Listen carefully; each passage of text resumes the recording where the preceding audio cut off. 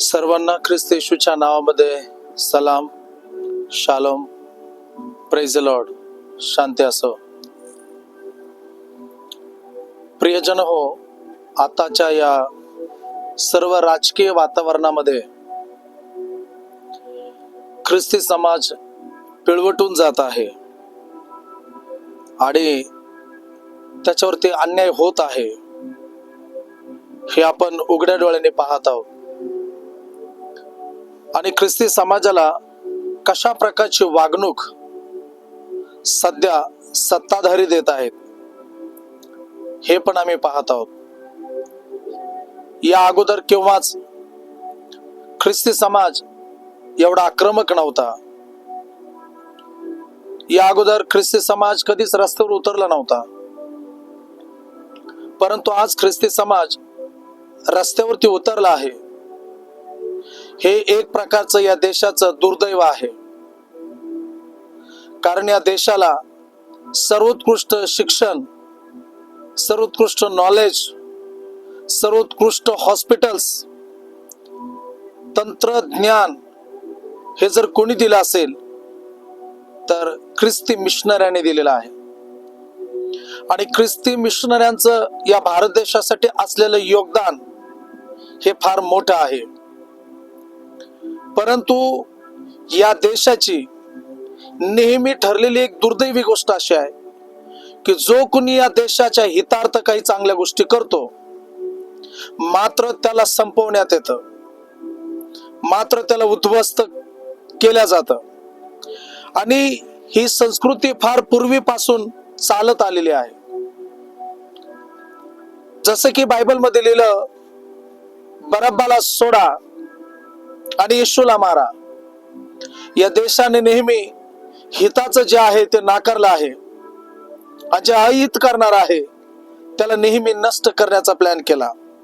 बरं, ही जी वृत्ती आहे, ही वृत्ती ही विशिष्ट समुदायाकडून, विशिष्ट घटकांकडून, विशिष्ट संघटनांकडून येत आहे.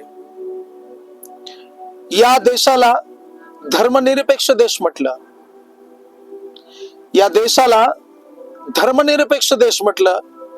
हा कोणत्याही विशिष्ट धर्माचा देश नव्हे, हा लोकशाही देश आहे. आणि या देशामध्ये प्रत्येक समाजाला, प्रत्येक धर्मियांना, प्रत्येक धार्मिक वृत्तीच्या व्यक्तीला जगण्याचा अधिकार हा संविधानाने दिलेला आहे. आणि संविधान हे डायरेक्ट बदलता येत नाहीये, म्हणून त्यांनी वेगवेगळ्या बाजूने त्याला कशा प्रकारे कमजोर करता येईल म्हणून शेवटचा हा पर्याय त्यांनी ख्रिस्ती धर्मीयांच्या बाबतीत वापरला. तो म्हणजे की त्यांच्या पाद्री, reverend father, pastors, bishops, father sisters यांच्यावरती कारवाई करायची, त्यांना मारून टाकण्याच्या धमक्या द्यायच्या, दहशतीचं वातावरण निर्माण करायचं, भीतीचं वातावरण तयार करायचं. आणि मग त्यांना ज्या प्रकारे त्यांना साध्य करायचं. याही पूर्वी ग्रॅमस्टेन नावाचे देवाचे सेवक त्यांच्या दोन्ही मुलांसह त्यांना गाडीमध्ये जाळून मारण्यात आलं. ओडिसाची कंडिशन काय झाली? पालकांच्या, धर्मगुरूंच्या बायकांची, मुलींची नग्न धिंड काढली. याचे व्हिडिओज आहेत. मणिपूर या ठिकाणची घटना काय आहे? ज्यांनी ख्रिस्ताचे अनुयायी म्हणून जगले अशा सेवकांच्या प्रिय पत्नी आणि मुली यांची नग्न धिंड काढून शेकडोच्या, हजाराच्या संख्येमध्ये त्यांनी नग्न धिंड काढून त्यांना अपमानित केलं, अवहेलना केली, बलात्कार केले. ह्या दुर्दैवी घटना आहेत, अतिशय वाईट घटना आहेत. महाराष्ट्रामध्ये सांगली, मिरज या भागामध्ये घडलेली घटना, त्या घटनेनंतर उदयाला आलेलं हे मोठं वादळ, घटना आत्महत्याची आहे. त्याची तपास यंत्रणा सरकारकडे आहे, पोलीस खात्याकडे आहे. आणि त्या तपास यंत्रणेमध्ये त्यांना जे जे विटनेस मिळतील, पुरावे मिळतील, त्या आधारे ती केस चालेल. परंतु त्याला रूप देण्यात आलं, त्याला रंग देण्यात आला तो धर्मांतराचा. जेव्हा धर्मांतराचा हा दावा किंवा या प्रकारचा मुद्दा उठवण्यात आला, तेव्हा सर्वत्र शांतता होती आणि सर्वजण हेच म्हणत होते की जे काही सत्य असेल ते बाहेर निघेल. धर्मांतरण व्हावं म्हणून तिच्यावरती झालेला अन्याय हा खरा की खोटा याच्या बाबत तर्कवितर्क करण्यापेक्षा न्यायालय योग्य ते कारवाई करेल म्हणून सर्व ख्रिस्ती धर्मगुरू आणि ख्रिस्ती समाज शांत होता. परंतु अशा पाद्र्यांना तुमच्या गावात, गल्लीत, शहरात आले तर त्यांचा सैराट करा, त्यांना मारून टाका, त्यांचे हातपाय मोडा, तुम्हाला 11 लाख रुपयाचं बक्षीस आणि यावरती शर्यती लावा. हे मूर्खपणाचा उद्योग आणि मूर्खपणाचं वक्तव्य समाजामध्ये, धर्मामध्ये, गावामध्ये वितंड निर्माण करणारं, वाद निर्माण करणारं वादग्रस्त वक्तव्य. बरं, हे बोललं तरी कोण? जो व्यक्ती ही शपथ घेतो की मी त्या ठिकाणच्या सार्वभौमत्वाचा अभ्यास केलाय, माझ्याकडून कोणावर अन्याय होणार नाही, माझ्यासाठी स्पेसिफिक कोणती जात आणि धर्म नाही, मजहब नहीं सिखाता आपस में बैर रखना, हिंदी है हम, वतन है हिंदोस्ता हमारा. ज्या देशामध्ये एक संसदीय व्यक्ती अशा प्रकारची शपथ घेतो, त्याने ओकलेली ही गरळ एका ठिकाणी नाही, 5 ते 6 सभेमध्ये हा व्यक्ती सेम तेच वक्तव्य करत आहे. परंतु कधी काळी कोणी चौकशी केली का? कधी काळी कोणी त्या घरामध्ये ही घटना घडली, मुलीच्या आई वडिलांच्या बाबतीत सगळ्यांनी चर्चा केली, मुलाच्या आई वडिलांकडची चर्चा नाहीये, मुलाचे जबाब अजून लोकांमध्ये नाहीये. ही गोष्ट न्यायालयीन प्रविष्ट आहे, ते तपास यंत्रणा त्यासाठी तपास करेल.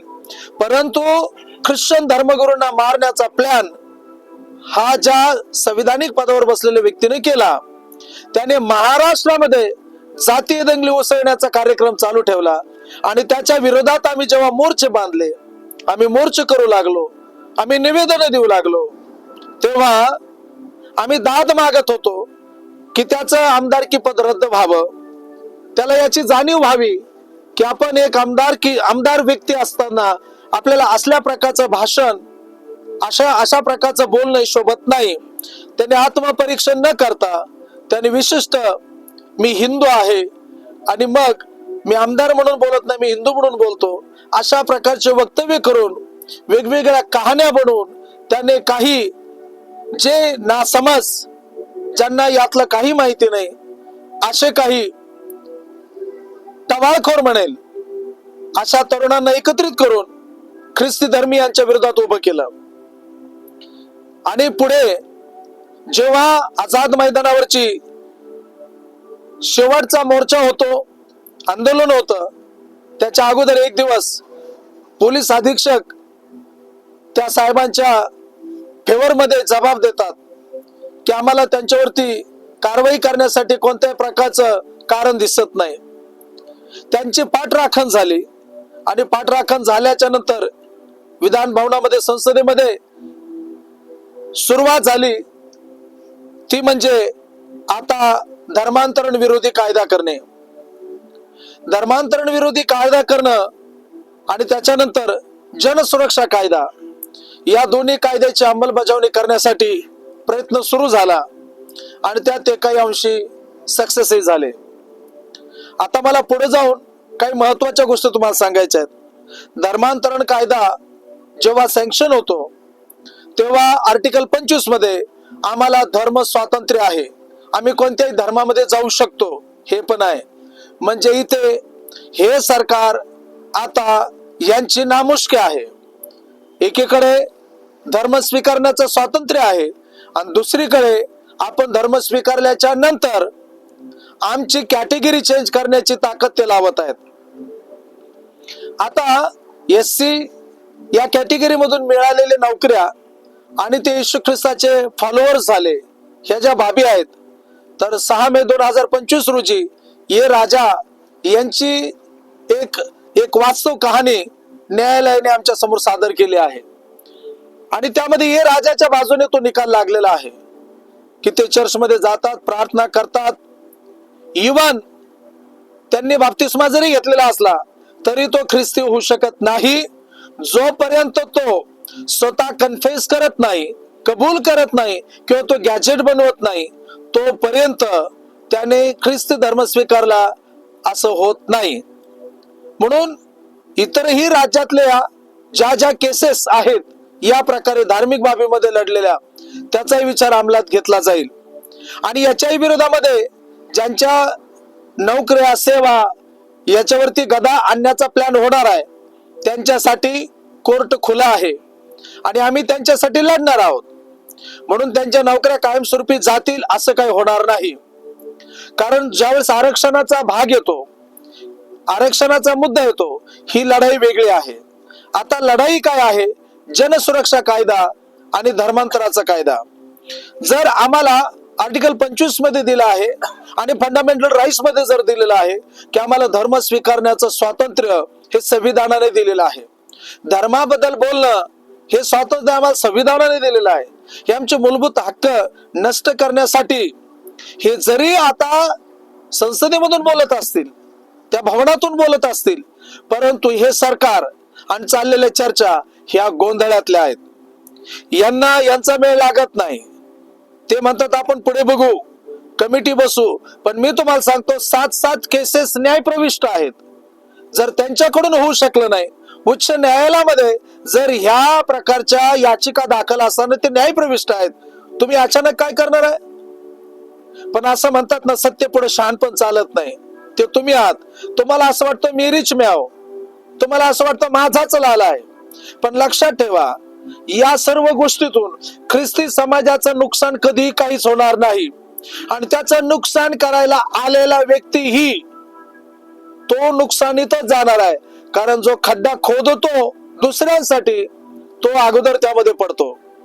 तुम्ही जे पेरणार आहात ते तुमच्यासाठी उगवणार आहे. तुम्ही आम्हाला समाजातून, आमच्या नातेवाईकातून, आम्हाला या देशातून वेगळा असल्याचा तुम्ही दाखवतायत, भासवतायत. आमच्या सांगती तुमचं वागणं जसं काय आम्ही टेररिस्ट आहोत, जसं काय आम्ही आतंकवादी आहोत. अरे आम्ही कधी कोणत्या समाजाला उपद्रव केला नाही. अरे आमच्या समाजाने केव्हा कुठं बसेस फोडल्या नाहीत, आंदोलन केले असतील, मोर्चे काढले असतील, तेही अलीकडच्या काळात, परंतु आमचा समाज कधी हिंसक नव्हता आणि हिंसक राहणार पण नाही. आमच्या समाजाने देशासाठी नेहमी प्रार्थना केल्या आणि देशाच्या हितासाठी नेहमी प्रयत्न केले. या देशाची शांती टिकण्यासाठी नेहमी या समाजाने आपलं योगदान दिलं आहे. या समाजाने या देशाला दिलेली प्रत्येक सेवा ती जर तुम्ही डोळ्यासमोर आणाल, अरे तुम्ही आमच्यापासून शिकण्यासारख्या गोष्टी आहेत. तुम्ही आम्हाला तुमचे शत्रू उगीच समजता. आम्ही कोणाबरोबर शत्रुत्व करणारे लोक नाही. आमच्या ख्रिस्ताची शिकवण आहे की शत्रूवरती प्रीती करा, जशी आपणावर तशी आपल्या शेजारीवर प्रीती करा. आम्ही तुम्हाला आमचं म्हणून तुमच्यावरती प्रेम करतो, परंतु एकानंतर एक अशा घटना तुम्ही आमच्या डोळ्यासमोर आणताय. तुम्ही आमचा द्वेष करताय, तुम्ही आमच्यावरती अन्याय करत आहात आणि इतकिंचितही त्याची लाज आणि शरम तुम्हाला वाटत नाही. कोणत्याही प्रकारचं मूर्खपणाचं वक्तव्य आपण करतोय हे तुम्हाला समजत नाही. परंतु मी तुम्हाला ख्रिस्त येशूच्या नावामध्ये चॅलेंज करून सांगतो, जर तुम्ही या प्रकारे जर पुढे जाल आणि ख्रिस्ती समाजाला संपवण्याचा प्लॅन कराल, ख्रिस्ती समाजाला जर वेगळे करण्याचा प्रयत्न कराल, तर हाच ख्रिस्ती समाज, जसं की बाबासाहेब आंबेडकर यांनी आपल्या लाखोच्या अनुयायांसह बौद्ध धर्म स्वीकारला आणि शेवटी सरकार झुकलं. मी पण येशू ख्रिस्ताच्या नावामध्ये चॅलेंज करतो, आव्हान करतो, सो खुशीनं येशू ख्रिस्ताला स्वीकारणारे लोक पुढे येतील. कोणत्याही प्रकारचं नुकसान स्वीकारणारे लोक पुढे येतील. कोणत्याही प्रकारची बर्बादी स्वीकारायला लोक पुढे येतील. कारण आम्ही वधस्तंभाचं शिक्षण देत आहोत. आम्ही येशू ख्रिस्तासाठी वधस्तंभ उचलणाऱ्या लोक आम्ही शोधत आहोत.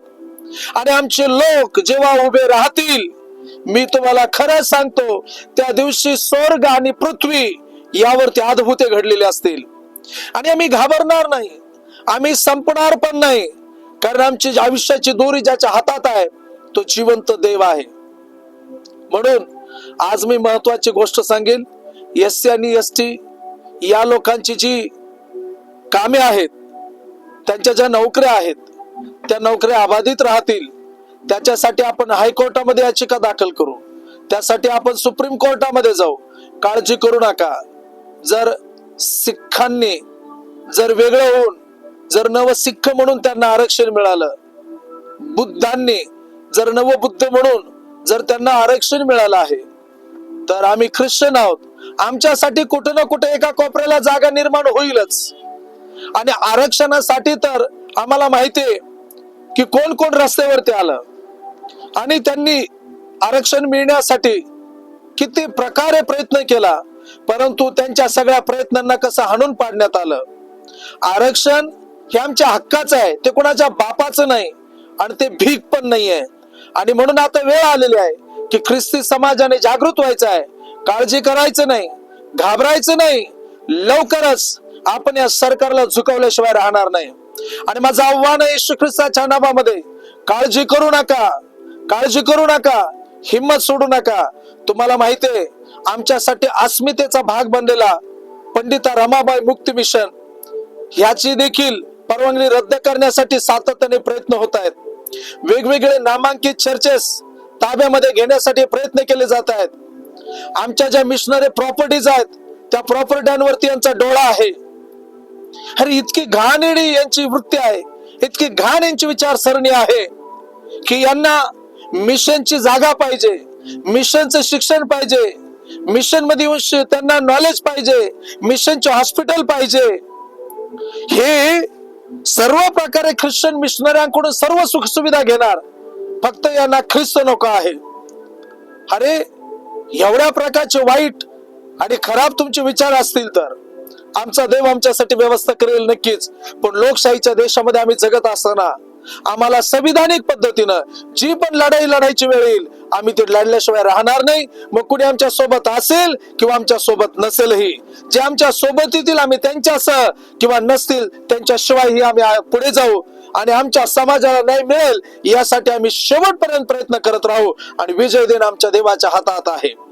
आणि म्हणून या प्रार्थना करा, सत्ता अधिकारी सत्ताधीश अधिकारी आणि या ठिकाणी असलेली सगळी प्रकारची शैतानाची टोळी, हिला आपण वेळीच बांधूया. जे काय आपण या भूतलावरती बांधू, स्वर्गात बांधले जाईल.